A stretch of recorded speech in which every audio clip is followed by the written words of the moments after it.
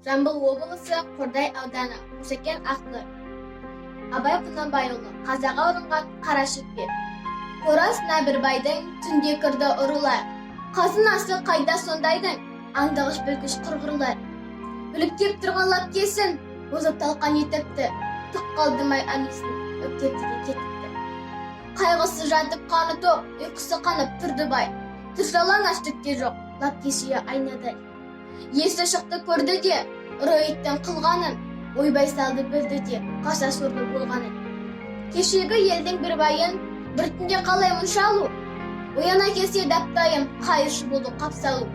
Ойбай салы зарлады, құр қайғыдан пайда жоқ. Төңіректі шарлады, ұрыны табар айла жоқ.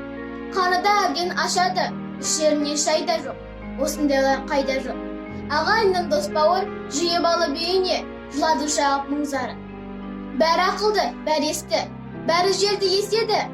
Болмас еді бұл десті, өзіңнен болды деседі.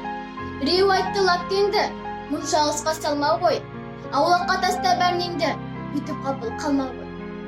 Аузың күйді аулақтан, енді жақын салсаңшы. Қабаған бізді ойнақтан, бір күшікті алсаңшы. Бір күшікті сөз үшін, бедейін құдай келтіріп. Жылда талай күшікті, бос құрышын өлтіріп. Без орыннан сөз беріп, құда тамыр дос кетті. Қол ұстамай көз көріп, айтқан арыз өз кетті. Ағайынға іс түспек, ол бір үлкен қарғыс қой. Алаң сонда ең күште, бишара менен байғұс қой.